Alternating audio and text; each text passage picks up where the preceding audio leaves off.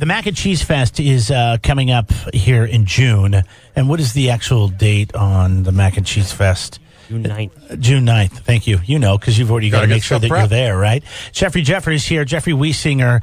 You know him, of course, from Jeffrey's Catering as well as Barton's Kitchen Window. But we're just sitting here talking about his next project, which is going to be Jeffrey's Wine Country Barbecue. The endeavor. Yeah, I mean, this is what I've known you for quite a while. I knew you back in the day when you were managing Vinoteca for people in Paso that remember that. And that was like shortly after you came here, right? You were doing right. that? And now you're going to be opening your own place. Congratulations. 2 doors down from the old Vinoteca location, which is now La Cosecha. Right. But 2 doors down. But you enter from the alley. What is that? Okay, I know that there's a wine bar back there, Taste in the Alley. Taste in the Alley is on the Pine Street side. Okay. We're a little closer to the Park Street side, and there's also an alley that you can see from 13th Street.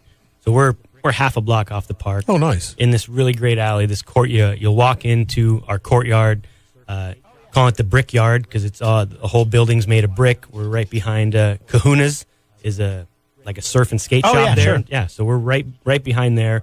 You walk down the alley, walk into our courtyard. We have these great roll-up garage doors, and we're going to be featuring Wine Country Barbecue, the style of food that I've been doing for the past quite a few years. That's definitely what you excel at is barbecue, and it's the smoked meats. nice because there's barbecue options, especially downtown Paso Robles. There's not a single few and far between. Yeah, real big. We're playing on trying to define what Wine Country Barbecue is, and for us that is influences from different regions of America. But we do tri-tip, and Santa Maria barbecue is tri-tip cooked over the Santa Maria grill, and the rest of the country kind of refers to that as grilling. But when you talk about barbecue, we're talking about smoked meats. So we'll have our smoker out there. We'll be smoking our tri-tip, smoking our pulled pork. We do smoked chicken. We'll be using all really great premium meats, and then bringing the California side into it by doing side dishes that are going to be vegetarian and gluten-free. So not your typical, beans, baked beans, barbecue, ribs, all that kind of stuff. Why you have to point at Jeremy when you say vegetarian and gluten-free? I'm not vegetarian.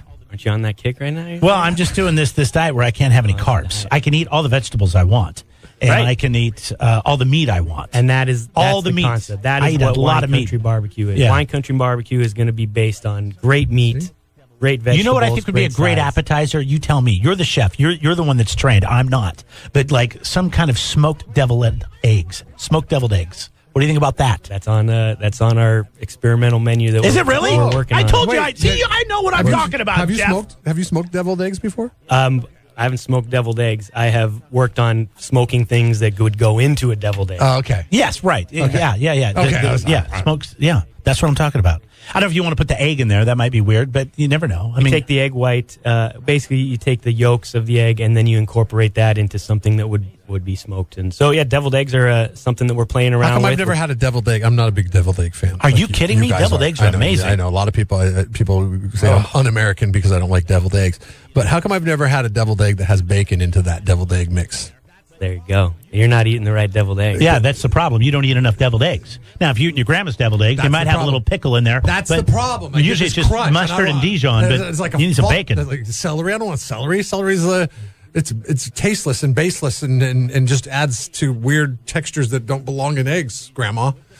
But give me some bacon. Bacon goes with eggs. A fun. I mean, when you say Jeffrey's Wine Country Barbecue, that obviously changed what different is there different influences from around the world? I know you've traveled and done different. Remember things. that time when we were in Bordeaux? Yeah. I got some influences from being in Paris and in Bordeaux. That was fun. But barbecue is. Well, they barbecue really, there. A baguette. They still grill meats, And I'll tell you what. So the term like smoked pate, the term confit. You guys know that term? Confit? Yeah. To cook in its own fat, right? So to cook in its own fat is how I would define international barbecue. But barbecue is really a true American. It's one of our only real American cuisines. The way barbecue sauce is, the way hot sauce is, the way the ketchup-based barbecue sauce or the vinegar-based barbecue sauces that are in the Carolinas. That is a truly American kind of thing. So what we'll do is get influences from that. We've mastered a really great barbecue sauce recipe. We're working on some hot sauce recipes, and to take what we like to eat on the Central Coast, vegetables. We have a bounty of great vegetables around here. Right. When do you plan on opening? for people that want to? We're really shooting. We'll be open in June for sure. We're really hoping to be open by Mac and Cheese Fest. If we can pull that would be great. We're in the final stretch. There's some things we're dialing in here at the end of April. So, that stretches yourself a little thin. I mean, you're making mac and cheese for over 2,000 people, and you're opening your restaurant at the same time. I mean, that's nuts. Yeah, I'm always a man up for a challenge. It's the hungry people in life that succeed, and if he's hungry and he's feeding the hungry, man, that's like a double up. Cool thing about your place that sounds amazing is it if you enter in the back of the alleyway, it gives it that almost that Memphis feel, right? That you're like, oh, you got to go down. It feels like you're secluded. It's speakeasy, almost kind of vibe. You're walking down this alley, and then all of a sudden you see this really cool neon sign, and you walk into this great courtyard that's all lined with bricks. This really cool gas fireplace in the middle, and then we're gonna also have 4 little retail bays. So my buddy Ray from Indigene Cellars, he's recently signed on to have a little tasting room there. Julie Hammer, who's got Hammer Salon, the Warehouse Salon. She's up above. She's opening up a little spot. So we'll have 4 other little small businesses, right, adjacent to the courtyard, and really create this sense of family. This really sense of community in our town. Is all your dining outside? The majority of the dining is outside, but we also have indoor.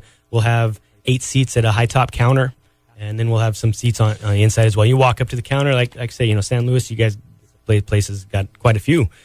Paso doesn't have quite a few. We have some top shelf restaurants where you can go in and get the formal dining experience, sit down. But this is going to be a place where you can come in, order your food, get a beer, get a wine. Craft beers, really great wines by the glass, and then take a seat, and we'll bring the food out to you in a nice casual environment, have some great food, and then get on with your day. Go get some other stuff done. It's sounding good to the people out there, especially the people in the industry, because somebody wants to apply to be your sous chef already.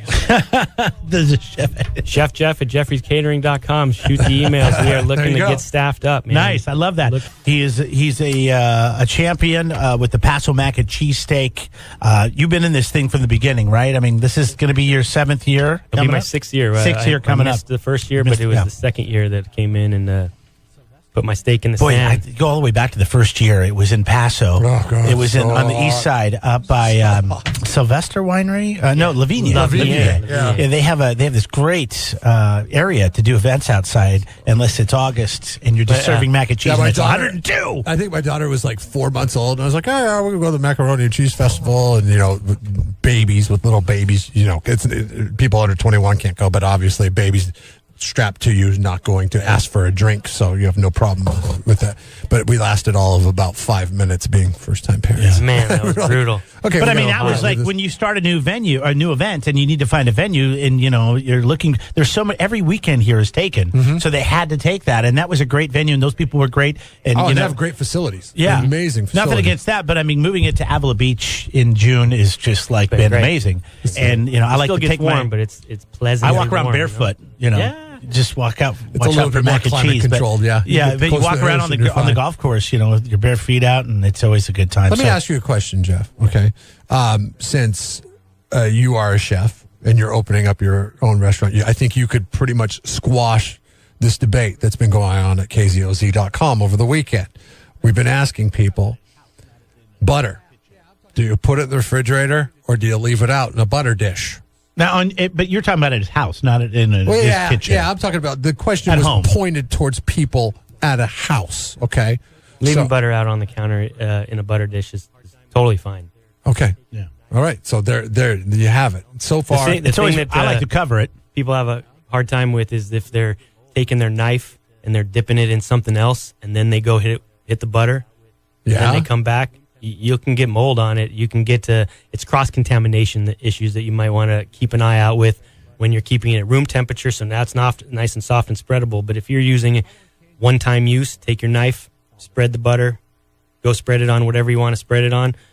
It's great. How long can you leave a stick of butter out on the counter before it starts to get bad, if it's in a little butter dish?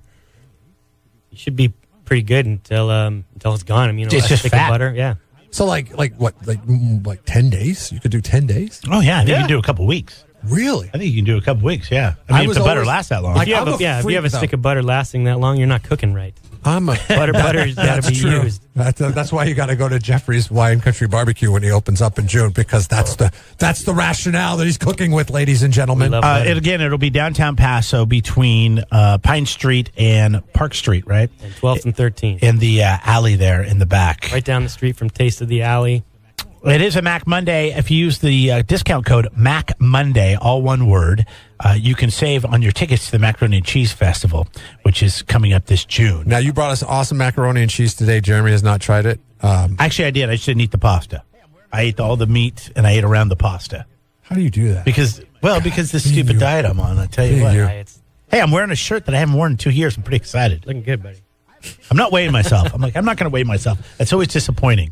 But I'm wearing shirts. Look at this. This thing was skin tight. I have a picture of you and I. You look good in that shirt, but you also look miserable because you just can't. I'm not looking for. You can't get the full effect of life. You can't live life, man. But anyways, no, I'm only doing this for a total of 60 days. I'm halfway through it. Okay, all right. I'm not drinking alcohol. It sucks.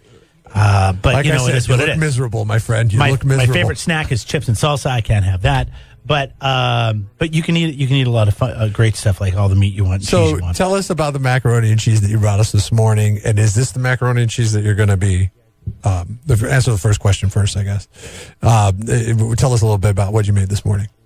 Oh, what I brought you guys this morning was this is a hybrid. It's a hybrid dish. I was just down at the other station. So I originally brought the Paso mac and cheese steak. That was that's the original grand champion winner, the Pork Dorks and People's Choice Award from the first one, and that's become our signature dish. It's our top selling dish, and you'll have that at Jeffrey's Wine Country Barbecue. Most definitely, yeah, along with other ones. But so the most recent mac and cheese fest I had entered was the Bacon and Barrels Festival over there last summer. And I did a house-made bacon. We cured it with a little bourbon, so we called it bourbon, bacon, and green chili mac and cheese. Entered that at the Bacon and Barrels Festival, and that got a People's Choice Award. So I decided to combine these two. Do a little Sammy Hagar. What I brought you guys. Best of both worlds, actually. Right. Bacon and smoked tri-tip, green chilies and caramelized onions and bell peppers. So two different meats, bacon and tri-tip. A little bit of heat. Does not disappoint. I think I scarfed mine down fairly quickly. It was very tasty. That's a leading contender. I know you're not going to come out and say that this is what you're doing, because this is how you are. You like to hold your cards very close. Every year has been a different. I should say, the second and the third year, I did the same one, but I did Paso mac and cheese steak, and we got first place the first year, and we got just barely edged out. But every year since has been a completely different recipe. Our last first place recipe was the steakhouse mac and cheese with the horseradish cheddar. Last year we did a little bit of a variation on a bacon one, but I think I'm looking to mix it up again this year. So I'll start knowing the exact recipe in a couple more weeks. Now we're trying. I want to talk about fantasy football for a minute, because you've been on our fantasy football team for the last few years. What do you want to talk about now? I'm the worst at fantasy football. I feel bad for you because you got David Johnson, and there's like, what, he lasted a quarter? He had this great idea, and he doesn't think anybody would go, but I think we should all go to Vegas and do it poolside at the Hard Rock. Get a cabana, and that's where we do our fantasy football draft. Talking about a guy who's opening a restaurant, a guy just bought a house. Okay, I mean, like this is not. I need new friends. I need new friends. You guys suck. You need. I like Vegas, man. I do that. We leave on a Friday. We come back on Sunday. It's a good We concept. do the draft on Saturday. It's a great concept. Cost money, though. This was your idea. I know. This is your fault. You told me about this. Now I want to do it. Can the Jeffs like Skype or something? You know, got stuff got to do. No. Hey, maybe we could do it at my new spot. You know, it sucks when out to the courtyard. Let's do it at his new spot instead. Beers. That's fine. That's just like Vegas. Just, you get older. I'll bring the kiddie pool. Your friends grow up and you don't, and then you're some just deck chairs sitting right there in the alley. This is not a bad idea. Dreaming of a vacation. Paso in late August, early September, just like Vegas weather-wise. Good morning. Jeff and Jeremy in the morning on 93.3 KZOZ.